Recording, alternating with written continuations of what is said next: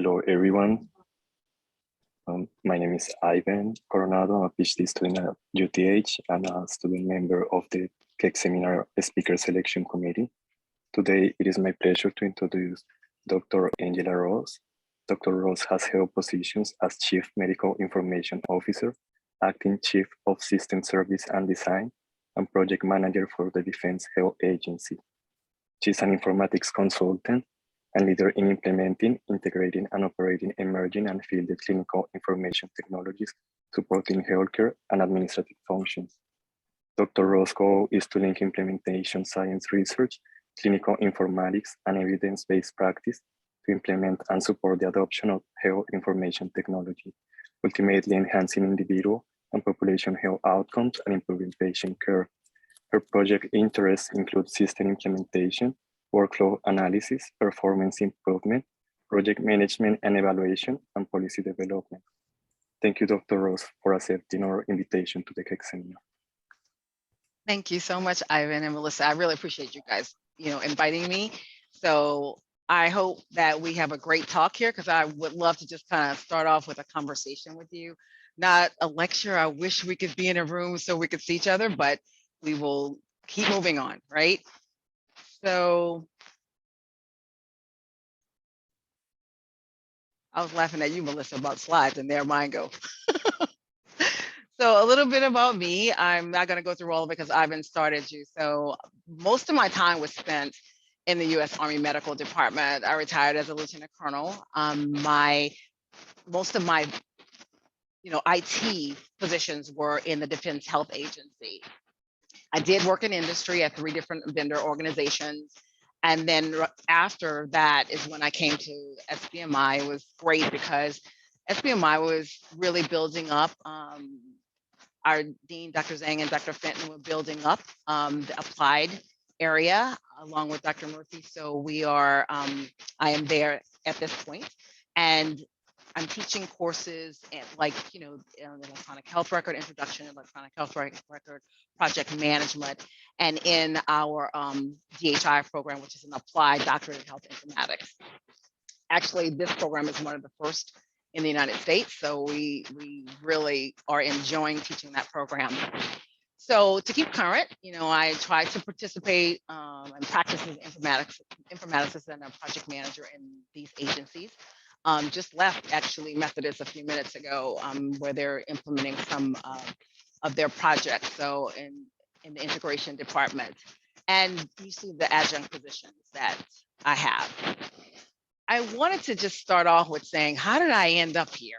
It's funny because you just don't even know that you're going to end up doing what you're doing, but it happened like a series of things happen. Okay, so when I joined the military, I was a surgical, ICU, and a dialysis. All right, so at that point, I thought, I really love SIC. This is great.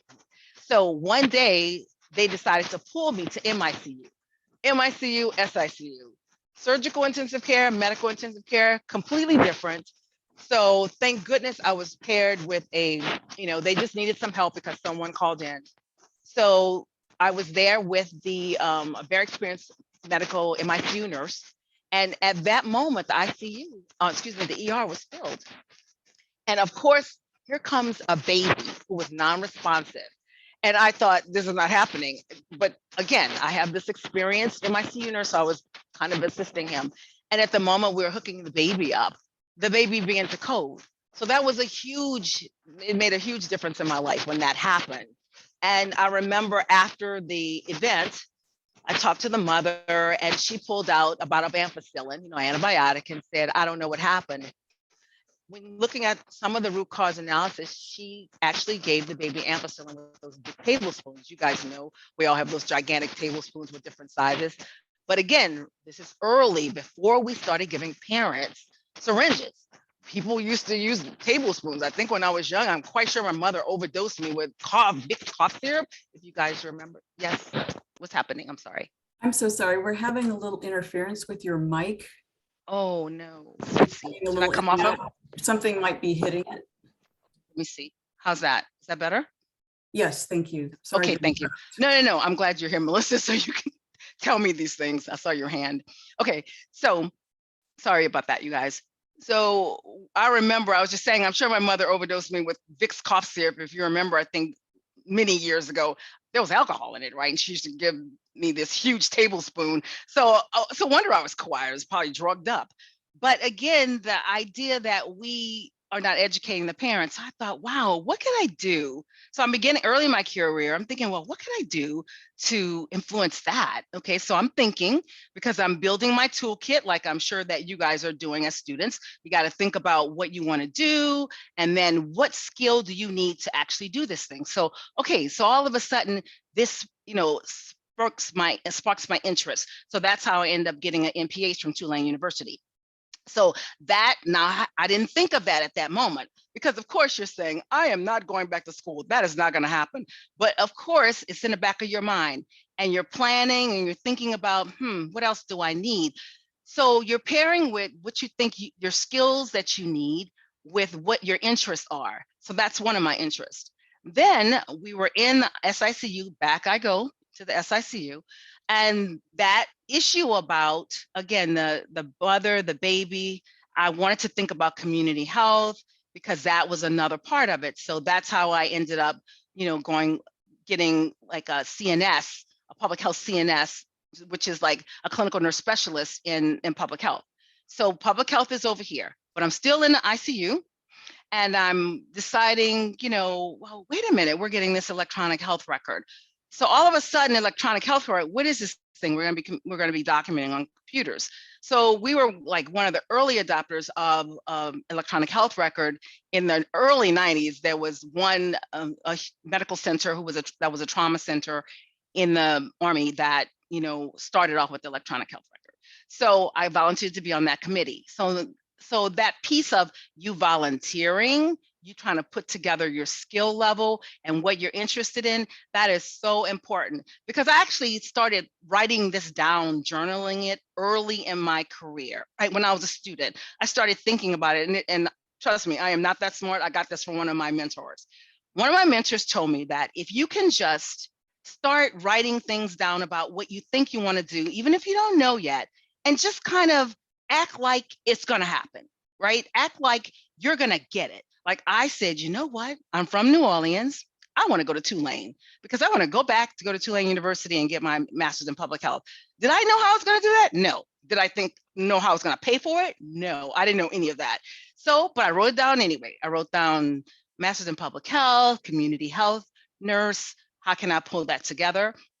In the military, we have this, thing we call branch in material. So at that time, it didn't matter if you were a social worker, a nurse, a provider, any sort of clinician. If you have the skill to do it, you can actually go for that position. So at this point, I'm thinking, all right, I'm going to just hang out in the in this thought and just write it down. And I kept writing it. So every month I would journal, I write it down. Then I'd find schools. I go hunting. Again, it was 10 years later I ended up doing this. So I encourage you to think about what you want to do, what your dream school is. And of course I had another school just in case I didn't get into Tulane, right? I had just a variety of thoughts and I wrote it all down and I planned it over the years. And then I can't believe that as I stand in front of you right now, that it actually happened, right? It happened. So, and there's a lot of, evidence around if you write and journal and plan, how that will help you. I mean, there's many books on the success of people that you can read. And one of the major things that they talk about is writing things down. So at this point, I am now doing informatics. Then I decide, you know what? I'm gonna go to University of Maryland and get my nursing informatics degree.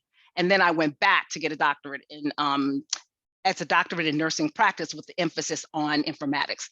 Again, just wrote it down 10 years before. I want a doctorate, I want a doctorate, I want a doctorate, because I thought maybe I would want to teach one day. So that's the story of how the education piece kind of worked in. I think that the vendor part, I was leaving the military and thought, you know what, I want to go work for one of these major vendors because I want to see what that's like. And I did. I couldn't quite find the vendor that I liked. I know there's tons of them that are great and wonderful, but that's not the three I worked for. It was crazy things like, okay, I'll give you this one story. We're at this conference, huge conference. And we have all of the vendors are there, and hospital teams are passing us. And one of the hospital teams said, you know what? I'm thinking that we want a system in logistics, IT system that does all of these things. And the person next to me, because I was very new, said, sure, we can do that. And the person walked away. I said, can we do that? And they said, no, but we will have this up and running in a couple of weeks. And I went, what is this? So we get a database analyst, we get the clinical people, we're all on the phone. We stay on the phone almost 24 hours. We're building the front end of this system, and there was nothing behind it. It was a beautiful, I mean, if you saw it, you'd think it was, we had worked years on that. We worked on that for 24 hours and they were trying to sell it. Now, again, I'm not talking about vendors. They're beautiful ones. I'm just talking about the ones that I experienced. So you have to, I don't want to make this sound like a bash vendor, because it's not, but it does lend the point that you have to know what you want. You have to know the current state. You have to understand in your organization. You have to know the vendor. You have to know what they're doing. You have to evaluate them, right? We just don't go to a conference and go, oh my goodness, I love that. I went to HIMSS. It's the best product ever. Angela, you got to buy me that robot. I hear that all the time. And I was thinking, yeah, but what do you need it for? You need it for something, right? So you'll hear more of my stories, but that's my vendor. I wish I had that great experience working for. Now, I work with great vendors, but working for, yeah, it was questionable. Let's put it that way. So I'll go on from here. This is basically what we're going to talk about in the session, introducing like barriers to practice, the feasibility of implementation, understanding words, which are, we all say these acronyms and words, and we trying to figure out what are we talking about, and just looking at associated factors between implementation and evidence-based practice. So again, just an order of what we're going to be discussing. So let's start with this whole glossary piece. I don't know if you guys have ever been in a room and everyone's there, disciplines, every different discipline, and we all don't know what each other is talking about. The engineer is thinking one thing, the nurse is saying something else, the analyst. So we really need to understand the glossary. Now, when I look at the different words and confusing thoughts, I mean, just a couple examples, you guys might know a lot of these. I mean, this fire hose point, right? We know a fire hose for extinguishing fires, but now it's a very large stream of data. Or the footprint, right? Totally what it was then and what it is now. So you just really have to know and make sure that your team totally understands what we're talking about. Implementation, the computer science person may think this definition around programming, or in healthcare, we may be thinking about a set of activities. So again, just to understand the words. So let's just look at a few of them. So we know in biomedical and health informatics, we're looking at those principles, right? We're trying to advance, life sciences, improve public health and patient care. Clinical focuses, on the application of that, right? So I am what I consider an applied person, right? I'm the person that goes to the facility and actually implements all the great research that you guys are going to have developed and will develop. We need you. I need you to tell me it doesn't make sense to buy a product to wash my hands that I can use soap and water, if that's true, right? I need you to help me know this. And that's why we need you, because we want to actually improve things. I was very, blessed to be in a hospital that had a department of evidence-based practice. So they would bring things to a committee, they used the Iowa model, and then they would make a decision whether we would implement it in the hospital or not. But remember, everybody doesn't have that. We're in this wonderful TMC, having all these experts, which you are, but go 50 miles outside, probably not even that. People don't have what you have here. So we do have to, when I think of implementation, we have to think about others, not just people in huge medical centers with all the experts that you have, expertise that you have. So implementation science, so we have these methods, right, to uptake the research and actually, implement it into practice. Translational, multi-directional, we're pulling it again to improve healthcare. As a practitioner, I'm like, what are all these words? How do I pull this together in synthesis so I could actually do this, right? So in my head, I have to think about, okay, I know what's in the evidence. I know what I need to look at. So I need to pull together project management evidence-based practice, implementation, evidence-based practice. I need to look at biomedical or clinical informatics. And I have to pull that together depending on what the problem is and synthesize it to be able to turn around to someone in the clinical space and go, yes, this is what, tell me what you need. Tell me what is happening here.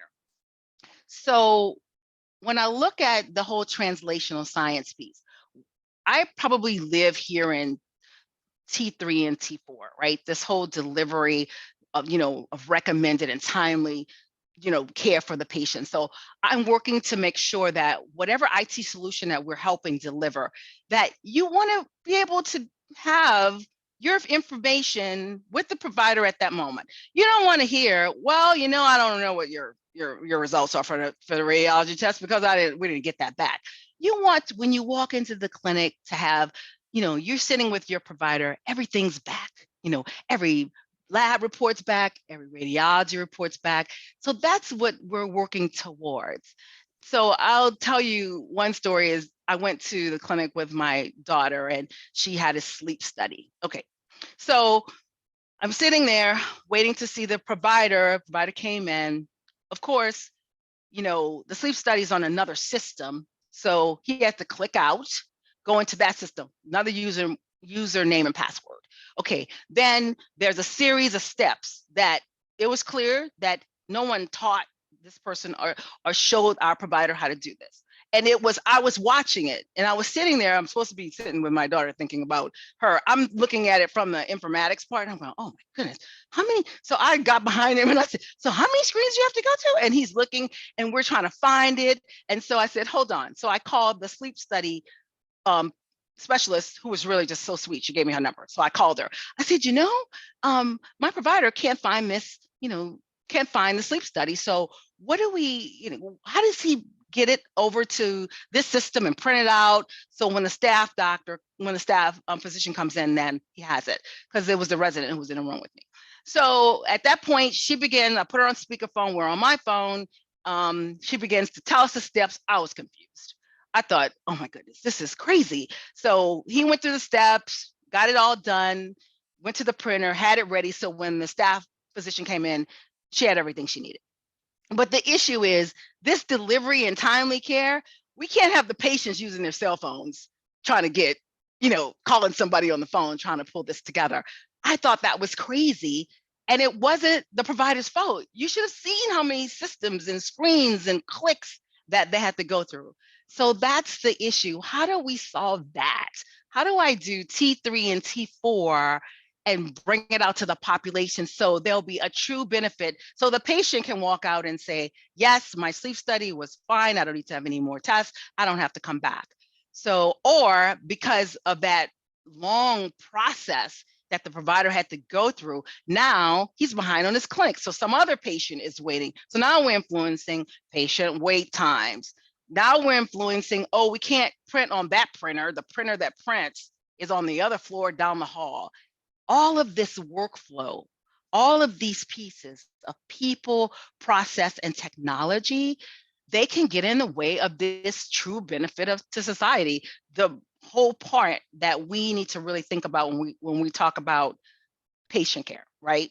And trying to, even if we're talking research, right? And it's not in a clinic, you still will have a series of steps, a series of workflows you need to do to recruit a patient, make sure that the patient is coming back. All of those steps can be so hard if we don't assess people, process, and technology. It is not just the computer. So a few more words: implementation. We did that, sorry guys. Slides. Okay, I'm going backwards, I guess. See, that's what happens when you start talking and having fun. You can't, I need somebody here doing my slides with me, right? Okay. All right, so evidence-based practice, right? Applying, translating research. And of course, implementation, you see this. Feasibility, can we even do what we want to do? So if you're gonna go buy this great thing, and the robot story, one of the teams walked up to me, oh my goodness, Angela, we bought the best robot in the world. This thing is great. I was like, you bought it already. Okay, can you tell me what the problem is first? Well, we want to have the dermatologist come in, look at the wound, consult with people in the rural area. Okay, so all right, so your problem, consultation is one of the issues, yes, and we have a long patient wait list. Okay, so that's another issue, that's another problem. So I said, okay, what are we gonna do with this robot? All right, so I'm thinking, who do I even start with? So I go to video teleconferencing person, expert. Okay, is this robot have a great camera? He said, Angela, that's the worst camera in the world. Worst pixels, you're not gonna be able to see anything, nothing. So forget about you thinking you're gonna consult. Okay, I go to the information security people. Nope, this robot has the worst bugs in the world. We're never gonna put this on our system. You're not putting this on my system. Okay, that's another issue. So down the line, I go through every expert and I find out information from talking to all of them who I need to see next.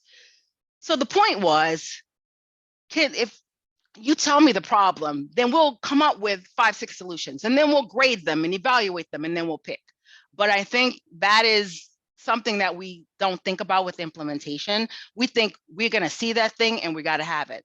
But let's really start off from the beginning. We need to evaluate it and talk about the feasibility of implementing the thing you think that you really want. Okay. When I look at these models, right, this is one from UC Davis. I'm looking at the clinical, the patient values, all of these pieces together, because that's part of that whole assessment of the best scientific evidence, the clinical experience, because we cannot forget about the patient, right? Because at the end of the day, that's what we're trying to improve care, whether it's the patient is a patient or a customer or the population, whatever level that you work on. And I remember talking to one IT person, we were having this conversation, and he said, you know what, we had this great system, Angela, we built this thing, it was great. And you medical people came along and messed it up. And I went, aren't you building that for the patient and us?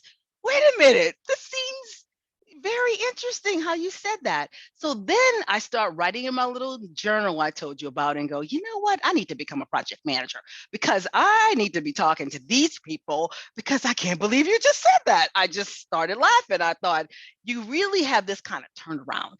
It's not so you can create this wonderful, beautiful piece of IT. It's so we can deliver it. And again, always remember my researchers, you have developed this great knowledge for me to think about, and how am I going to put it into practice, right? So Johns Hopkins has another evidence-based practice model. So their inquiry for research, and they have the practice question. So that's the piece of having a practice question, having a problem. You just don't go out and buy a robot just cause. And I'm going to tell you that robot never got implemented. There was like, I don't know, 3 of them. They cost a lot of money. They're probably still in the logistics somewhere back in a corner, because we end up buying another robot, not that one. Because again, if you don't understand the requirements, right? What is required of the system? What should the system do, and what do the people want? So it makes sense. I'm thinking you want to buy a house, right? You want a big screen TV.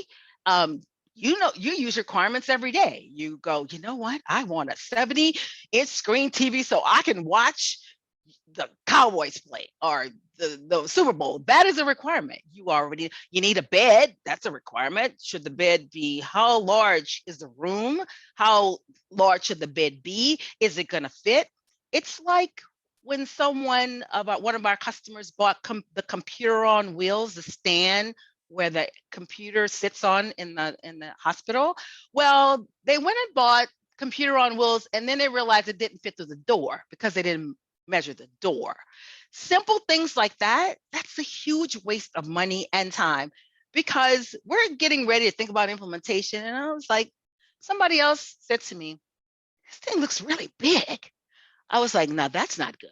We should already have known the size of the door and the size of the computer, but someone didn't bother to really look at that. And we'll say our team missed that. So let's put it that way. So when you're looking at this sort of a model, you're looking at the reflection, the learning, the practice improvement, and hopefully you'll have this feedback loop of reflection so you can actually improve the system. So this whole gap to implementability, right? This applied practitioner me, I want to improve something, but I cannot assume that if I implement this in this clinic, it's going to work in that way. I have to go talk to the people. I have to look at the workflow. I have to understand the organizational environment. I need to understand the difference between what the staff, the supervisors, the CEO wants. You know, there's not this thing of I can just wait, I got this great thing, I'm just ready to implement it, we're going to be great. No, there's a process, there's evidence-based practice in the research that you're going to deploy, or that research that you're doing. There's evidence-based practice in implementation. There's evidence-based practice in project management. There's an array that you need to plan to make sure that this happens. So this is the issue that we have. We work on quality, but is it generalizable?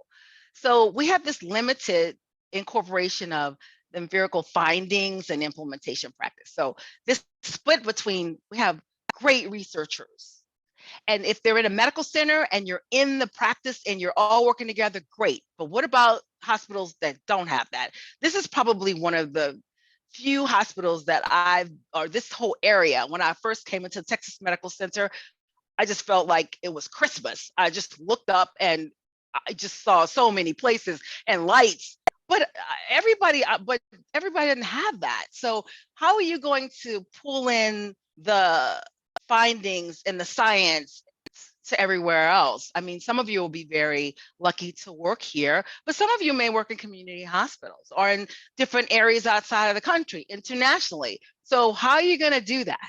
How are you going to bring that to practice? How are we going to talk to the researchers? The idea of having research questions and designs and instruments may not be sufficient for practitioners. I just think that you have to be able to talk to them to see what they need, right? So if you don't feel like, or you think your research is not going to be implemented, that's another story. But if you really see this as making a huge impact on patients and care and just all facets of healthcare, then you have to talk to people that are actually doing the work, right? Because if you don't, when you walk in, they're going to say, just like today. So I went to a meeting. I was in one of the hospitals and the vendor was talking. And, you know, the first thing out of the IT's mouth, and so a provider, was like, so what? They just said it just like that. So what? So what, you did that? So how are you going to help me? Right? So what is this all about? So you'll have to know what the so what is. How are you going to change something, help the organization improve patient safety, have less events, right? Have less medication errors, whatever you're choosing. If you want them to be a part of it, you're going to have to pull them in early. Because when the provider said, so what, and actually stood up and said, you know, I really don't need you. And I just went, wow, this is very interesting. Because they didn't get to the point of, why am I sitting here listening to you talk, right? So that piece is really, really important. So that goes to the being equal to the real world practice, right? And again, it's the two worlds that I feel like we all straddle of. We go to the clinic and the hospital and we do the academic piece. Okay, so when I talk to my students, I say, okay, now this is the principles and evidence-based practice, and this is what the book says. Now, let's talk about how you're going to actually go into the hospital and, you know, talk to people about this. You cannot stand there and go, Evan says that the data will, no, nobody's going to, they don't have time for that. You got to think about how you're going to present this. You have to say it in a very succinct way. And they don't want to hear how many researchers have done this, because that's not what they're thinking. They have patients to take care of. So they want in sound bites. When I have presentations to CEOs or, you know, the different sorts of, organizations or even the governance board to decide whether they're going to give me funding for my project. I have 15 minutes, sometime 10, and I better say it quick, and I have to have the slides very organized. Now, in the background, we have research, we have hundreds of pages of documents, but to the presentation to the board where all the chiefs may sit on, I got 15 minutes, and I better make it quick because they're going to tell me whether they will even consider looking at funding me for this thing that my clinical champion wants. So I want you to think about that because, you may be in those situations. So just think about how you're going to say and what you're going to say. So from the organizational level, we know, like I just said, we had governance. So our governance, the hospitals that I've worked in, the governance we had, we would have to, go to the clinical area. And it'll start off like this. The clinician will say, and when I say clinician, it's very broad. It could be radiology, pharmacy, nursing, provider. When the clinician will say, I don't know why this is happening. And it's always happening. Why do I have to do this? Okay, so we start looking at the problem. Then we find a clinical champion. So if it's a radiology problem, I find a radiologist. And I was like, the other radiologists are saying, and the technicians and your team is saying this is happening. And then I have a champion. Okay, great. So my clinical champion radiologist is behind me. So she's, there. So we're going to present together. I'm going to get her view. I'm going to go into the clinical space, talk to all of her staff. I'm going to observe what they do. I'm going to look at why is there 55 million stickies on this computer? Why? What is missing? Why do you have your own database, your Excel spreadsheet? What's going on? So from there, we assess it, we put it together, we're ready for governance, we stand in front of the governance team. I have my clinical champion, we have 5 slides, and we present the problem. And we present a solution. A lot of times we may have a solution, or we may have 4 solutions. And then we grade them to say, this is our number 1 because of all of these factors. So then they will decide, okay, we will either give you $5,000 of seed money to start the project or give us further information, or you are now a full-fledged project, and now we're going to get a project manager, a budget, and all of those things. So this whole idea of data sharing and culture and business models, you can't do it unless you get to implementability, unless you really have an understanding of what's going on in the culture of the organization. So the data, big piece, we have to understand the current state of what's going on with the data, all of the systems that you have. Are they even compatible? What's compatible and what isn't? It's amazing because when I just left the hospital, some sort of a way, the IT department got 2 vendors together to talk, and now this one system it's compatible. Let's say they're talking, right? But they don't have to talk. We try to get them together, but that doesn't always happen. So they want to know, like, this whole gap in clinical value, like, so what, is very important. And sometimes it's funny, I go there so I could just hear people talk, right? I want to know, like, what the clinicians are saying, especially if a vendor's in the room. I want to hear what they say bottom line. And at this particular meeting, they were in with a customer, one of the units, and they did decide in about 10 minutes, the informaticist presented her points. She said, I can do this for you. I can do that for you. I can do this. And they went, great, let's try it. You got our go. Now, that was 10 minutes, but you should have saw the work she did on the other side. Looking at the research, the evidence, what could we do here? There was a whole plan that took many, many months before she actually had that 10-minute conversation to get them to say, okay, it's a go. We have ethical issues, of course we do. The black box theory, input in, something comes out, and then you don't know what the internal part is. I mean, if you're going to present an algorithm or model or something to an organization, they're going to say, so wait, no. What's the rest of that? I know you said this is going to happen, this will happen at the end, but what about the middle? How is the algorithm built? What's going on? Is it reliable? So there'll be a lot of evaluation sorts of questions. The fair and trustworthy part, of course, and accountable. I can tell just watching her when she was presenting to the unit, they trust her. They went, sure, yeah. And in 10 minutes, they said yes. She went down, started the process. They're going to get the vendor to come in, build this thing for them in the ICU. And she did it. But I know it's because they trust her and they've watched her come in and do this time and time again. The adoption issue, just because we put in a system doesn't mean everybody's going to use it, because I know I am queen of the workarounds. When I was in the hospital, I was like, I don't like this. Why we got to do this? I will find a way to go around it. It's just how it is. I mean, if you're making some crazy process that I got to go to this screen and come back to that screen, click here, do that. I'm like, no, I'm not doing that. So I've done it. Now, I wasn't on the informatics side. I was in the clinical part, but I'm telling you, we'll look for it in a minute. And the idea that, oh, I had one of my friends call me from Dallas, and she said, we put in this beautiful sepsis, decision support system.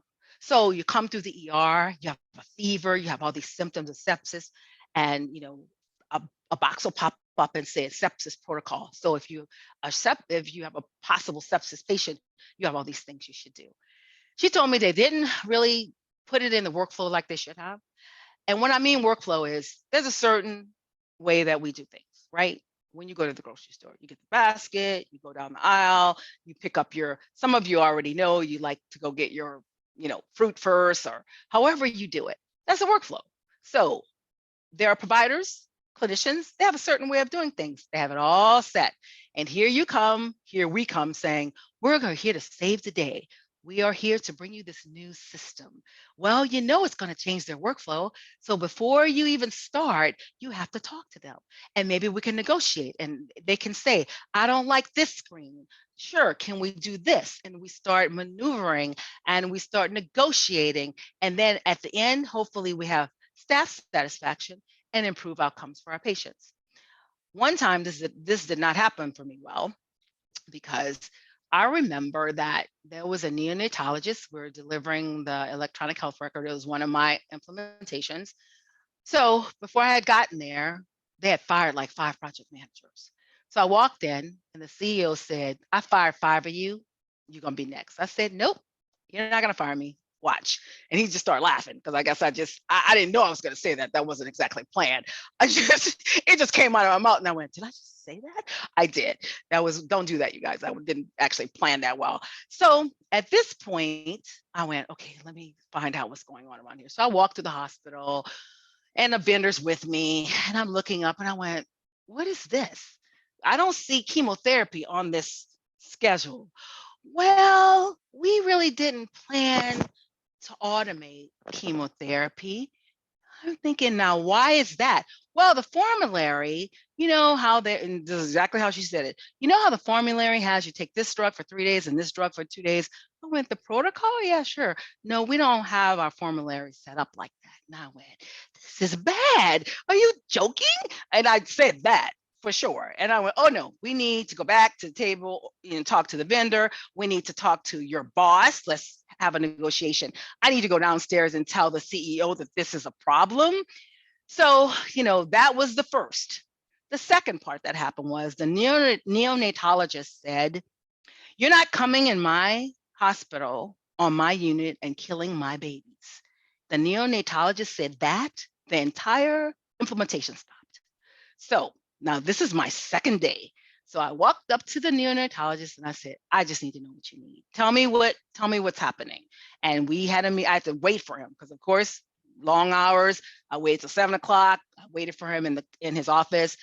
He came in and said, I don't have this, I don't have this, I don't have that. So we proceeded to slowly begin to find ways to give him what he needed, because if you say the word patient safety and killing children, you could forget it. So what happened is we negotiated. It took us weeks, but it pushed the deployment back probably about 3 weeks. And with that being said, because he wanted a set of documentation that was at another hospital, another major that another neonatologist had. So we tried to work all of that piece out. Now you would think I could just same hospital EHR system that I could call that hospital and say, can you just electronically send me these documents? No. So within the same EHR, the compatibility issues, the customization of changing things, I could not do it that way. So I had to get a copy of all of it and recreate everything he wanted. So that took us a while. People worked 24/7 to get that done. Once he was satisfied, then the implementation went, forward. So again, adoption does not mean anything, because again, if you don't do what you need to do, or find out what you need to do, or understand the requirements of the providers or the clinicians, that doesn't mean they're going to do it. There's going to be, and you know this, there's all kind of evidence around change management. And I know I've heard Dr. Murphy talk, he's in our school, the idea that all of the models around change management and adoption, you have to look at those, because again, I think that people think that we just walk in the door and go, okay, we're ready to put this together. There is science behind all of this. And if we don't use it, we're more likely to fail. It doesn't even mean that you're going to be 100% successful if you use all of the frameworks, but I know it means that if you don't use them, it's going to be a problem. So the triple aim model, again, we know that, so what, right? We know that they're thinking that. I just heard them say it. So we want to assist in quality and lowering of costs, because that's a major issue. So this is what we're aiming for, right? The better healthcare, the lower costs, the productivity. We're looking at these pieces, and we're trying to get here, right? This whole digital transformation. With the quadruple model, the same. If we don't think about this as a researcher, as a implementer, and we're not doing these things in healthcare, then what are we doing, right? Because this is what the organizations are being graded on. So we need to understand their world, and it would be great if they understood ours, right? But again, academia, research, and what is going on in the healthcare organization. These are complex organizations. We need to understand what's going on, and we need to understand how they're being graded. So this research science to operationalization, right? So I use different sorts of models, right? As I told you, I'm pulling in implementation science, project management, and then of course the science behind whatever the product is that we're implementing. So I'm looking at this evaluation and theories and pulling this all together, because as a practitioner, I have to synthesize it myself, because I have to be able to turn around and do it. So that's kind of the hard part, because I'll listen to one scientist who says, implementation science is this. And then I listen to another one who says, that's not implementation science. And I was like, oh, so I have to be able to pull the major principles that I need, because I just listened to a couple of talks and I saw one scientist tell me, nope, what you're doing, implementing, is not implementation science. It's only around, clinical trials and that sort of research, not, just the basic research. So it's very interesting. As a practitioner, we can get very confused. So if I get confused, I don't even want to tell you what's happening in the facility if we're confusing things on our own. So we have to come up with the model to help us. So for me, I just have a combination of models, right? I use Proctor, right? So this whole implementation strategy of name it. What is it? Define it. Who's going to be a part of it? The actions, the target, right? What is absolutely the outcome and the justification?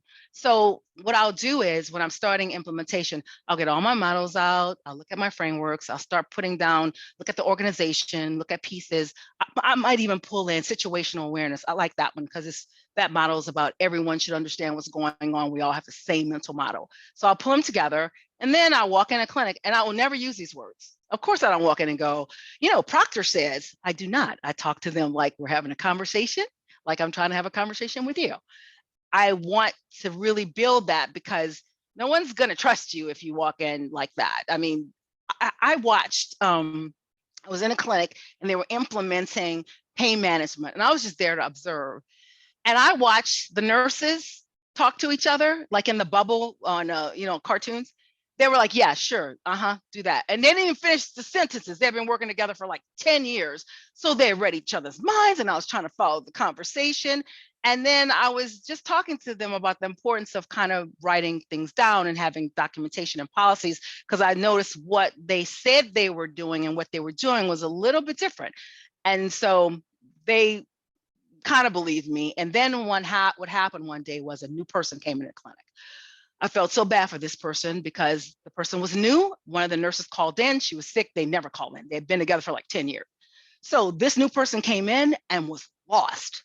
So I use that, from evidence that, this is the reason why we need to have this, but I had to show them because they were not believing me because they read each other's minds and did the blah, blah, blah that I never saw. So it was very, very, very interesting.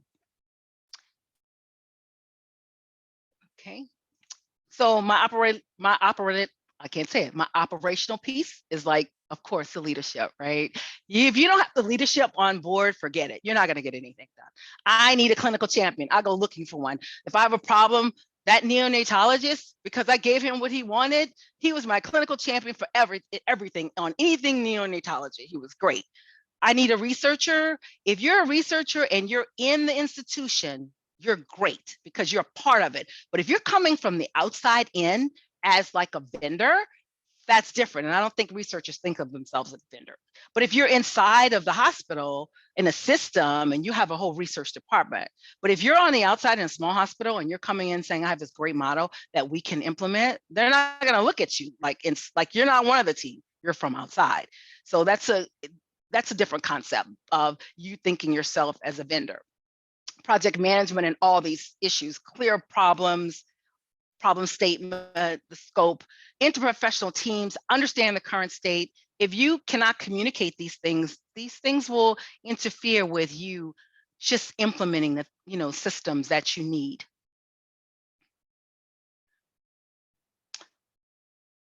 Same steps, right? We need to break it down. What's the research phase? You're coming in with this wonderful research. What do we have to do to prove that it works, right? And we go through all the steps, the models, the frameworks, just to see where we are. And then we get to adoption. Again, researcher as a vendor, that's interesting. We felt like you were a vendor when you came in from the outside, because we're looking for you to come in with a team. And who are you, right? And if you come in with a team, it's better, right? You got a project manager, you have IT person, you're coming in, you're telling us this great thing is gonna work. And we are gonna do a vendor analysis, because if you walk in with your model, I'm going to go to Microsoft and see if they have the same model, right? I'm going to think about that. If you're a team with Microsoft, that's different. But if you're coming in with a company, we're going to look at you. We're going to have evaluation criteria. We're going to see if your pricing is competitive. We're going to look at you. We understand you're a researcher, but we're going to look at you like a vendor. And then if you say you're going to do this AI project, I'm going to go see if Microsoft can do that for me cheaper, or some other company. Right? So think about it that way. If you're coming in to really deliver what you're going to deliver, you just have to make sure you understand the organization and the pieces that go along with it. So this whole thing about example of that, when you're coming in as a researcher, from the outside, and you have this great thing, we're going to look at this, right? Did you go talk to the users? Do you have specifications? Do you have, excuse me, 1 minute, you guys. As I'm talking away I looked up and what my computer's gonna go out. Okay, the functional piece, we're looking at, do you have a clear concept of the design, the qualifications? Did you do testing, model development? Because we need to see how what you're doing is gonna fit in our organization, and can it fit? And what's your strategy? So we're going to look at all of these pieces, and we just need you to be ready for that, because we're gonna compare you to other people. We're going to look at all these factors, right? Can you explain it? What's the data and privacy issues? Is it generalizable? Accuracy? What does the performance look like? So again, if you're with the organization already, it's different. But I've seen a lot of researchers come from the outside. I was on one project and they wanted to, it was for the Air Force, and researchers were looking around the country. I was in charge of like 10 researchers around the country. What they were looking at is, did jet fuel wasn't interfering with, the whole reproductive process.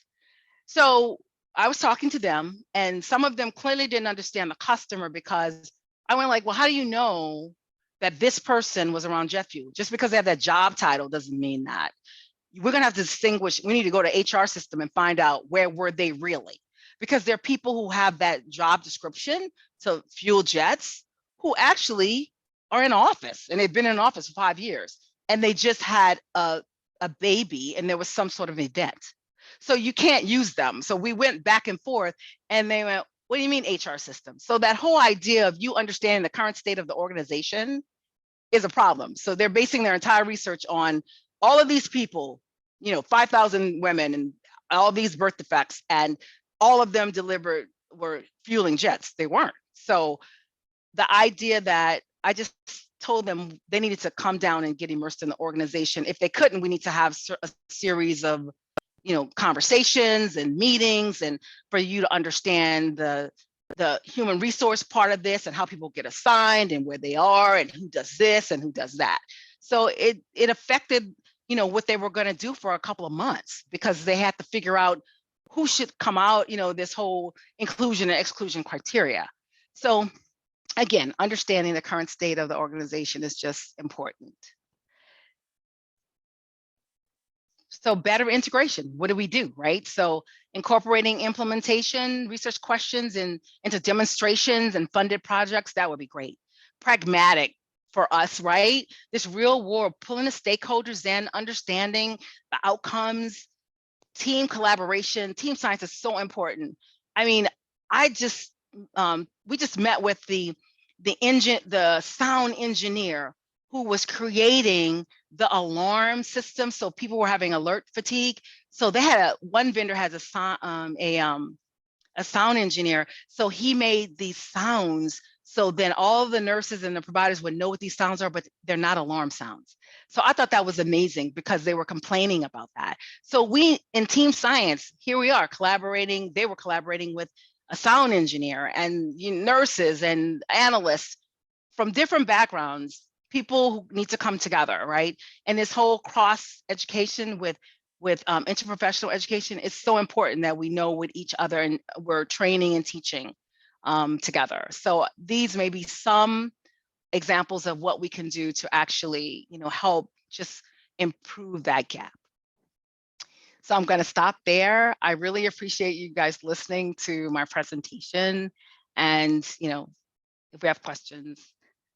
Sorry, Melissa, I think I went I went a little bit over. So any questions?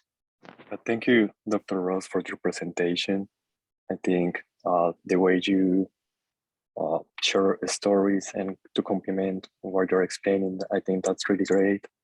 I'd like to ask, when you want to implement a system, and essentially you identify the needs of the people that are going to use them, and then you think about what you have to offer. I wonder how that process works. Is it like a back and forth, or? It's a back and forth, and what I use is there's some project management principles that again, I'm not taking this from Angela Ross. I go to the project management principles. I use those. There's a system development life cycle that you use where you meet people, you gain their you gain the requirements and their perspective. So I use those models, and then so it's a back and forth until we get down to real negotiation. Sometimes it's easy and sometimes it's not. I mean, with the neonatologist, it was quite difficult to, really sit down, because he was really busy, right? That's one thing. And the second thing is we missed him, right? We didn't stop, and we just kept going. We kept going with the implementation. And then he reminded me that you can't just go over me. And I just thought that was amazing, because it doesn't matter whether I was there 2 days or not. I was responsible. So that was my second day, but he taught me a lot. Thank you. Now, I would like to invite the audience to submit questions in the chat, or either please unmute yourself.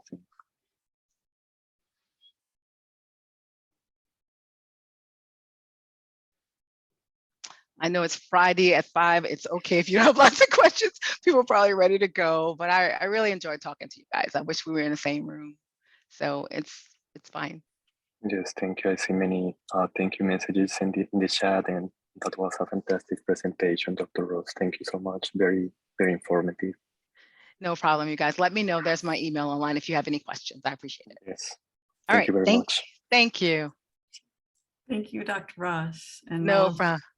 Yeah, and we'll see the rest of you next week, where we'll have a speaker from biotech. So I wish you all a good weekend. And Dr. Ross, if you can just stay on for one moment. Sure, no problem. Thanks so much. No problem. Bye, everybody. Bye. Thank you. Thanks, Ivan.